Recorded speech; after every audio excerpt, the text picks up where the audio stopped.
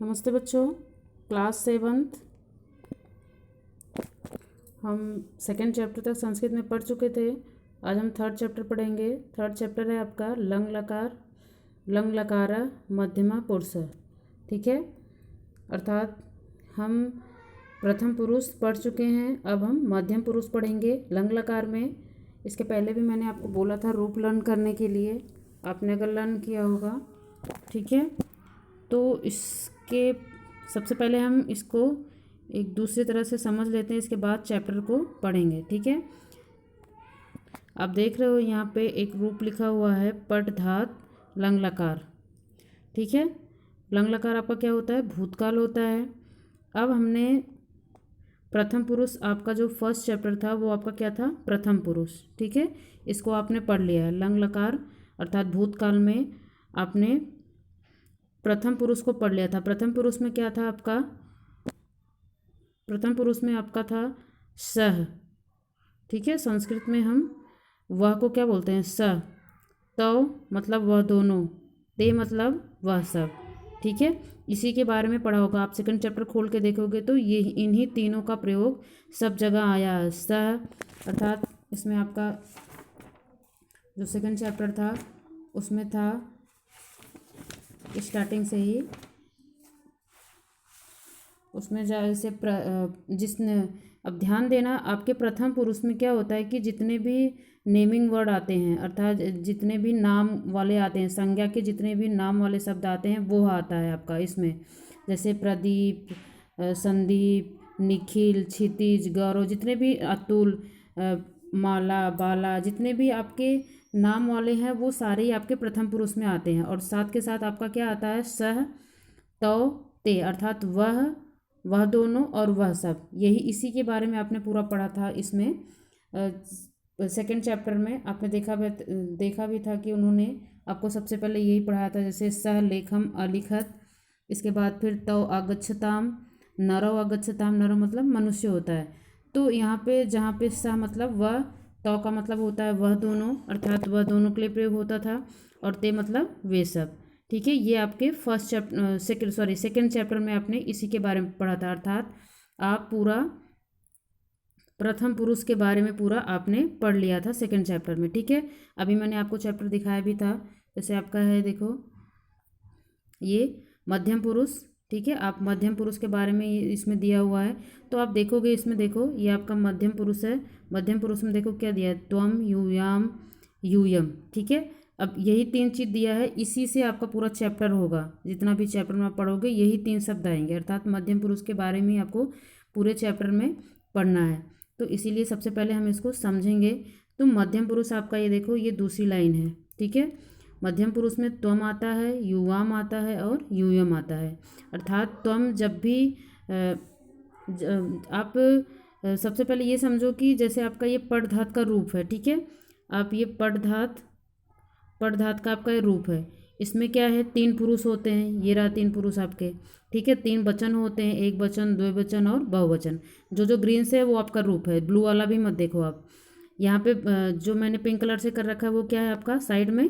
ये आपका हो गया तीनों पुरुष। ठीक है, ऊपर आपका क्या है? तीनों वचन हो गए। इसके बाद फिर आपका रूप क्या था? ये लंग लकार का रूप है अपठत, अपठताम, अपठन। ठीक है, अपठ, अपठतम, अपठत, अपठम, अपठाओ, अपठाम। ठीक है, यही आपका तीन पुरुष और तीन वचनों में आपका रूप होता है एक काल का, अर्थात भूतकाल का। ऐसे ही आपके सारे काल के होते हैं, भूतकाल, वर्तमान काल, भविष्य काल। इसके बाद फिर एक आपका आज्ञावाचक होता है, और एक आपका चाहिए के अर्थ में होता है। 5 लकार आपके पूरे होते हैं प्रॉपर। मैंने इसके पहले वाले वीडियो में भी आपको दिखाया था पूरा 5 लकार का आपका रूप, जो कि आपकी बुक में पीछे दिया भी है, आप एक बार जाके देख लेना यही रूप। ठीक है, इतना हो गया आपका। इसके बाद अब यहाँ पे आपको ये समझना कि जब भी आपका प्रथम पुरुष का ये रूप होता है तो क्या होता है इसमें, अभी हम नीचे पढ़ेंगे। आप सबसे पहले प्रथम पुरुष के बारे में पढ़ लो। जैसे यहाँ पे देखो, अब ये रहा आपका प्रथम पुरुष। ठीक है, प्रथम पुरुष आपका ये रहा। अब यहाँ पे कुछ वाक्य आपके संस्कृत में दिए गए हैं और उसी का आपका हिंदी अनुवाद दिया गया है, जो कि आप पढ़ चुके हो सेकंड चैप्टर में। यहाँ क्या है? यहाँ संस्कृत में बोला गया स अपठत।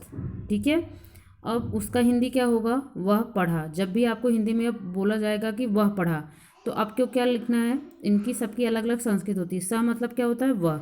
अब पढ़ा मतलब क्या होगा, वैसे पठत मतलब क्या होता है, पढ़ना, लेकिन हमें क्या करना है, पढ़ा। पढ़ा का मतलब क्या है यहाँ पे, कि वो भूतकाल हो गया, ठीक है, वो पढ़ चुका है।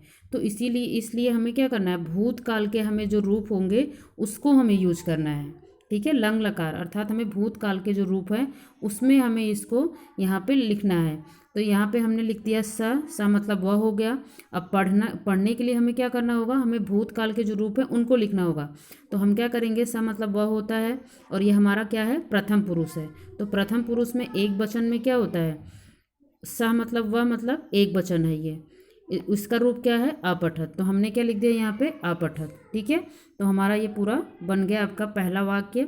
अगर वो हमसे बोला गया कि वह पढ़ा, तो हम क्या बोल देंगे, स अपठत, ठीक है।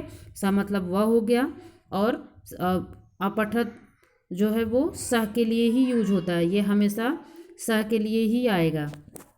स मतलब वह। या फिर यहाँ पे ये होता प्रदीप पढ़ा, ठीक है, प्रदीप पढ़ा, तब भी ये आता आपका अपठत, ठीक है। क्योंकि यहाँ पे जितने भी आपके नेमिंग वर्ड आएंगे, संज्ञा के जितने भी शब्द होंगे, वह आता है, या फिर वह के लिए प्रयोग होता है, वह दोनों और वह सब, ठीक है। अगर यहाँ पे होता माला माला पढ़ी, ठीक है, तब भी आपका यही आता। सा की जगह क्या आ जाता है, यहाँ पे सा की जगह हो जाता माला, और अपठत जो होगा वो वही रहेगा, उसके साथ भी यही रूप आता, ठीक है। या तो यहाँ पे कोई नेमिंग वर्ड होगा संज्ञा का, या फिर यहाँ पे क्या होगा, वह होगा, ठीक है, तब ये आपका ये रूप अपठत वाला लगेगा, ठीक है। इसके बाद फिर है आपका दूसरे नंबर पे है, मान लो यहाँ पे हिंदी में दिया है वे दोनों पढ़े, ठीक है। वे दोनों पढ़े या वह दोनों पढ़े, दोनों एक ही चीज़ है।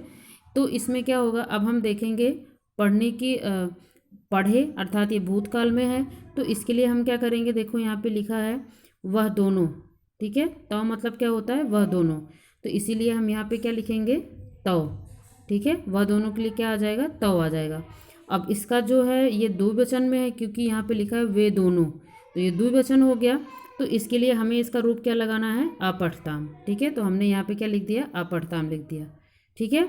क्योंकि ये वह दोनों के लिए हम दो वचन हो गया, तो हमें दो वचन का यहाँ पे क्रिया भी लगानी होगी। इसके बाद फिर तीसरा है आपका वे सब पढ़े, वे सब पढ़े। तो यहाँ पे वे सब के लिए क्या हो जाएगा, ते हो जाएगा, ठीक है। और इसकी जो क्रिया है वो भी चेंज हो जाएगी, उसकी क्रिया क्या है, अपठन। तो हमें यहाँ पे क्या लिख देना है, अपठन, ठीक है। तो ये ऐसे ही हमारा रूप होता है, जैसे जैसे हमारी संज्ञा चेंज होती जाएगी वैसी वैसी हमारी क्रिया भी चेंज हो जाएगी, ठीक है। हिंदी में आपके दो ही वचन होते हैं, एक वचन और बहुवचन, लेकिन संस्कृत में आपके तीन वचन होते हैं, अर्थात एक वचन, द्विवचन और बहुवचन। अगर वहाँ पे दो दिया हुआ है तो वहाँ पे बहुवचन नहीं मानेंगे, बल्कि उसको दो ही मानेंगे, और उसका रूप अलग होता है। अगर बहुवचन दिया है तो उसका रूप अलग होगा, ठीक है। तो ये आपका क्या हुआ, ये हम प्रथम पुरुष के बारे में पढ़े, ठीक है। प्रथम पुरुष का तीनों वचनों में रूप था आपका ये, ठीक है, एक वचन, द्विवचन और बहुवचन। प्रथम पुरुष में एक वचन में क्या आता है आपका, सह आता है, या फिर सीता, गीता, रीता कुछ भी आ सकती है। इसके बाद फिर द्विवचन में क्या आएगा, वह दोनों आएगा, ठीक है। तो वह संज्ञा का प्रयोग हम वह क्या होता है, हमारा सर्वनाम है, तो हम सर्वनाम किसके लिए प्रयोग करते हैं, संज्ञा के लिए ही प्रयोग करते हैं, ठीक है। तो मान लो यहाँ पे वह दोनों हो गया, अपठताम हो जाएगा, और वे सब होगा तो अपठन हो जाएगा, ठीक है। ये हमारा प्रथम पुरुष कंप्लीट हो गया। इसके बाद फिर हम मध्यम पुरुष देखेंगे। मध्यम पुरुष आपका है, मध्यम पुरुष में आता है तुम दोनों, तुम सब, ठीक है। तो यहाँ पे देखो आपका ये है मध्यम पुरुष, यहाँ पे दिया हुआ है मध्यम पुरुष। और जैसे यहाँ पे आपका एक वाक्य दिया गया, तुमने पढ़ा, ठीक है। तो तुमने के लिए क्या आ जाएगा, तुम, यहाँ पे हमने लिख दिया तुम। अब हम क्या करेंगे कि हम उसी के अकॉर्डिंग हम उसकी क्रिया भी लगाएंगे। तो हम देखेंगे कि मध्यम पुरुष में हमारा क्या आता है, तुम आता है, और उसके लिए जो है क्रिया जो होगी वो अलग होगी। तो यहाँ पे मध्यम पुरुष में एक वचन में क्या है, अपठ, ठीक है। हम इस चीज़ को भी देखेंगे, एक वचन में, दो वचन में, तुमने या तुम का मतलब क्या हुआ कि एक वचन है, ठीक है। इसके बाद फिर दूसरा वाक्य है आपका, तुम दोनों पढ़े, तुम दोनों पढ़े। तो अब हम क्या करेंगे, यहाँ पे देखो तुम दोनों के लिए यहाँ पे क्या है, युवाम। ठीक है, युवाम मतलब तुम दोनों, तो यहाँ पे हम लिख देंगे युवाम। इसके बाद फिर हम उसकी क्रिया भी लगाएंगे द्विवचन में। द्विवचन में क्या हो गया आपकी क्रिया, अपठ्तम। ठीक है, इसके बाद फिर नेक्स्ट है आपका तीसरा, तुम सब। तुम सब में हम देखेंगे तुम सब की संस्कृत क्या है, यहाँ पे है यूयम। ठीक है, तो हम यहाँ पे लिख देंगे, सॉरी यहाँ पे मिस्टेक हो गया है, यहाँ पे आपका यूयम नहीं हो, वयम नहीं होगा, बल्कि यहाँ पे होगा आपका यूयम। ठीक है, यहाँ पे यूयम होगा, जैसे यहाँ पे ये लिखा हुआ है, ये देखो ये लिखा है ना आपका यूयम। ठीक है, तो यही यहाँ पे आपका क्या हो जाएगा, यूयम होगा, जो यहाँ पे लिखा हुआ है ये चीज़ यहाँ पे आएगा। ठीक है, मिस्टेक हो गया क्योंकि मैंने ये उत्तम पुरुष का बहुवचन का रूप यहाँ पे लिख दिया गया, सॉरी। तो यहाँ पे आपका यूयम आएगा, और यूयम के लिए जो इसकी क्रिया होगी वो क्या होगी, अपठत, जो कि आप यहाँ पे देख रहे हो, यहाँ पे इसके ऊपर ही लगी हुई है। ठीक है, तो यहाँ पे क्या हो जाएगा, यूयम अपठत। तो इस चीज़ का हमें हमेशा ध्यान देना है कि यार एक वचन में है तो हमें एक वचन की क्रिया लगानी है, द्विवचन है तो द्विवचन की क्रिया लगानी है, और बहुवचन है तो हमें बहुवचन की क्रिया लगानी है। ठीक है, तो आज जो हमारा चैप्टर है वो किसके लिए है, इसी के लिए है, ये मध्यम पुरुष के बारे में। पूरा चैप्टर हम मध्यम पुरुष के बारे में पढ़ेंगे, अर्थात इसी लंग लकार में, क्योंकि अभी लकार हम लंग लकार ही पढ़ रहे हैं, तो इसमें हमें यही तीनों क्रिया लगेगी हमेशा, हर जगह जहाँ भी लगेगी। अगर एक है तुम के लिए यहाँ पे अपठा लगेगा, तुम दोनों के लिए अपठ्तम, और तुम सब के लिए अपठत। ठीक है, यही तीनों क्रिया हर जगह यूज होगी। और तुम मतलब तुम, और तुम दोनों के लिए युयाम हो जाएगा, और इसके बाद तुम सब के लिए यूयम हो जाएगा। ठीक है, लेकिन चलो इसी के साथ हम इसका भी देख लेंगे, क्योंकि अगला जो चैप्टर होगा वो हमारा उत्तम पुरुष के लिए होगा। ठीक है, उत्तम पुरुष के बारे में हम पढ़ेंगे। उत्तम पुरुष है हमारा, इसमें क्या होगा, हमारा आएगा मैं या फिर हम। ठीक है, मैं मतलब हम, और इसको संस्कृत में हम क्या कहेंगे, अहम। अहम मतलब क्या होता है, मैं। इसके बाद फिर द्विवचन में इसका क्या होगा रूप, आवाम। आवाम मतलब क्या होगा, हम दोनों। और इसके बाद फिर वयम का मतलब क्या होता है, हम सब। ठीक है, ये अगला चैप्टर हमारा होगा, अर्थात 4th चैप्टर होगा, जिसमें हम उत्तम पुरुष के बारे में पढ़ेंगे। तो इसको भी हम इसी के साथ ही समझ लेते हैं। जैसे है आपका यहाँ पे उत्तम पुरुष, यहाँ से स्टार्ट हुआ है। पहला वाक्य है, आप देखोगे पहला है यहाँ पे लिखा है मैं पढ़ा। ठीक है, मैं पढ़ा, मैं के लिए क्या होगा इंग्लिश, सॉरी संस्कृत अहम। ठीक है, और इसके बाद पढ़ा, तो अब हम उत्तम पुरुष में देखेंगे कि एक वचन में क्या रूप है, अपठम। ठीक है, यहाँ पे लिखा हुआ है अपठम, तो हमने क्या लिख दिया यहाँ पे, अपठम, अर्थात मैं पढ़ा अहम अपठम। ठीक है, इसके बाद फिर दूसरा वाक्य है आपका, हम दोनों पढ़े। अब हम दोनों को इस संस्कृत में क्या कहते हैं, आवाम। ठीक है, यहाँ पे लिखा हुआ है आवाम, आप यहाँ पे देखोगे भी आपके रूप में भी लिखा हुआ है आवाम। आवाम मतलब हम दोनों, और इसका रूप क्या है, अपठाव। तो हमने यहाँ पे इसका रूप भी लिख दिया, अपठाव। ठीक है, हम दोनों पढ़े का मतलब क्या होगा, आवाम अपठाव। ठीक है, और इसके बाद फिर लास्ट है हमारा कि हम सब पढ़े। हम सब पढ़े, हम सब पढ़े, हम सब का संस्कृत में क्या कहेंगे, वयम। ठीक है, और इसकी क्रिया क्या होगी, अपठाम। तो हमने इसकी भी संस्कृत यहाँ पे क्या लिख दिया, वयम अपठाम। ठीक है, मैं समझती हूँ कि आपको समझ में आ गया होगा। ये उत्तम पुरुष का रूप है। मैं आपको एक साथ इसलिए समझा रही हूँ क्योंकि अलग अलग समझाने से फिर आपको समझ में नहीं आता, क्योंकि ये रूप जो होता है आपका, ये पूरा एक जैसे ही होता है। आप एक बार में ही तो उसको याद करते हो, अलग अलग तो याद करते नहीं हो।